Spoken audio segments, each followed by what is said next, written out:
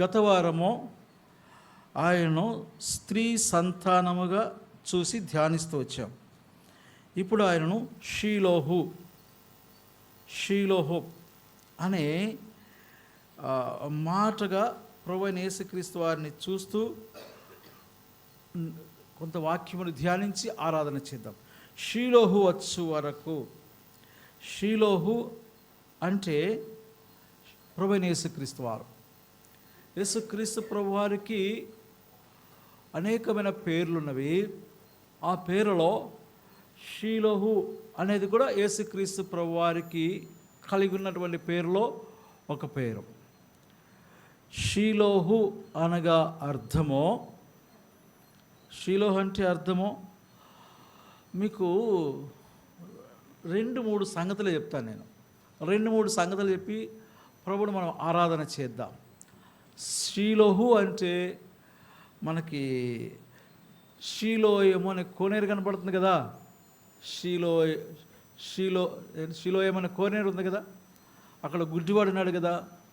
ఆ గుడ్డివాడికి నేలపైన ఉమ్మివేసి ఏం చేస్తూ వచ్చారంటే వాడిని కన్నులపై రాసి నీవు వెళ్ళి కోనేటిలో కడుక్కో అని చెప్పవచ్చు. అంటే ఆ గుడ్డివాడిని ఏం చేస్తూ వస్తాడంటే పంపిస్తూ ఎక్కడికి? కోనేటి దగ్గర పంపిస్తూ వస్తాడు. షీలోయము అనగా షీలోయము అనే మాటలు దగ్గర సిమిలారిటీ కనపడుతూ ఉంటుంది. కాబట్టి షీలోహు అంటే అర్థమో అంటే పంపబడిన వాడని అర్థం. షీలోహు అనగా పంపబడినటువంటి వాడు అర్థం అనే అర్థం. కాబట్టి షీలోహు అంటే యేసుక్రీస్తు ప్రభువారు. యేసుక్రీస్తు ప్రభువారు పంపబడినటువంటి వాడు. కాబట్టి జ్ఞాపకం చేసుకుందాం. ఎందుకు పంపబడుతూ వచ్చాడు? చాలా నేను పంపబడి తినని ఒకటి కాదు, పలు సందర్భాల్లో యేసుక్రీస్తు ప్రభువారు తనను గురించి తెలియజేస్తాం. ఒక విషయం చూద్దాం, చూడండి. అపోస్తలుల కార్యములు 26వ అధ్యాయం 18వ వచనం చదవండి. అపోస్తలుల కార్యములు 26వ అధ్యాయం 18వ వచనం. వారు చీకటిలో నుండి వెలుగులోనికి, సాతాను అధికారం నుండి దేవుని వైపునకు తిరిగి నా యందలి విశ్వాసము చేత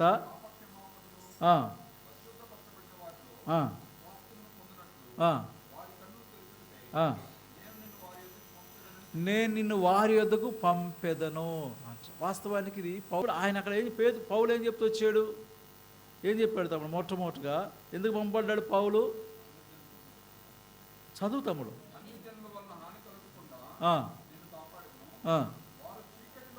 వారు చీకటిలో నుండి వెలుగులోనికి, మొట్టమొదటిగా చీకటిలో నుండి వెలుగులోనికి వచ్చేదాని కొరక యేసుక్రీస్తు ప్రభువారు ఈ లోకంలోనికి పంపబడదు. షీలోహు అయి ఉన్నాడు. షీలోహు వచ్చు వరకు అన్న అంటే వాస్తవానికి షీలోహు అనేది మొట్టమొదటి వచ్చినటువంటి విషయాన్ని తెలియచేయదండి.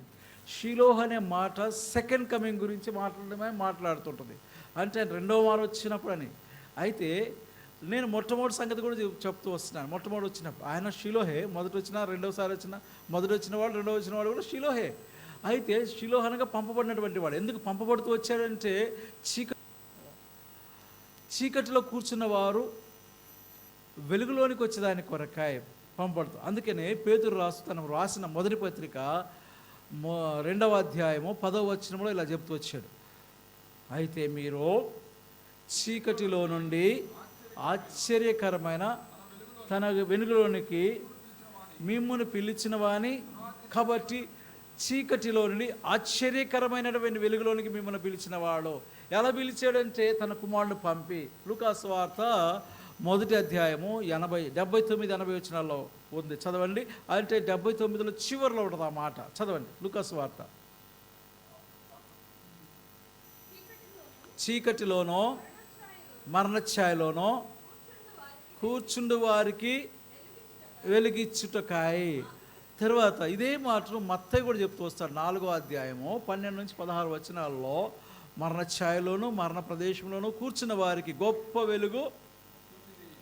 వెలుగు చూచిరి అన్నాడు. ఇంకో సందర్భంలో పౌలు అంటాడు, ఏమంటాడంటే అంధకార సంబంధమైన రాజ్యములో నుండి వెలుగు రాజ్యంలో తీసుకొచ్చాడు అంటాడు. కాబట్టి ఎందుకు పంపబడుతూ వచ్చాడు యేసుక్రీస్తు ప్రభువారు, ఎందుకు పంపబడుతూ వచ్చాడు అంటే ఏం చూస్తూ వచ్చాం? సత్యవారింట్లో మనం చూస్తూ వచ్చాం. ఏమంటే నశించిన దాన్ని వెదకి రక్షించుటకు మనుష్య కుమారుడు ఈ లోకంలోనికి పంపబడెను. కాబట్టి అది సువార్తలో అలా చెప్పుకుంటూ వస్తాం. ఇక్కడ మనకు అవసరమైంది. ఒకప్పుడు మనం ఎటువంటి వారం అంటే ఎటువంటి వారము? చీకట్లో కూర్చున్నటువంటి వారు, మరణ ప్రదేశంలోనూ మరణ ఛాయలోనూ కూర్చున్నటువంటి వారు. ఎట్లా చీకటి అవుతుంది మన జీవితాలు అంటే పాపము ద్వారా మన జీవితాలు చీకటిమయమైపోయి ఉంటాయి. మంచి ఏదో చెడేదో, చీకటిలో ఉన్నవాడికి ఏది మంచి వస్తువు ఏది చెడు వస్తువు ఎలా తెలుస్తుంది? తెలియదు. చీకటిలో ఉన్నవారికి ఒక ప్రక్కనేమో మంచి భోజనం బల్ల పెట్టి ఒక మురుగుండ పెడితే చీకటిలో ఉన్నవాడు దేన్ని ఎన్నుకుంటాడు చెప్పండి? దేన్ని ఎన్నుకోగలడు? దేన్ని ఎన్నుకోలేదు. మంచిదో చెడో తెలియదు, ఏది మంచో తెలియదు, ఏది చెడో తెలియదు, వాళ్ళకి అర్థం కాదు. ఒకప్పుడు మనం కూడా అట్లా ఉన్నటువంటి వారము, మంచి చెడులు ఎరగనటువంటి వారము. అయితే చదవండి 80వ వచనము, లూకాసు వార్త 2వ అధ్యాయం 80వ వచనం. శిశువు ఎదిగి ఆయన మనకు అరుణోదయ దర్శనం అని లేదా?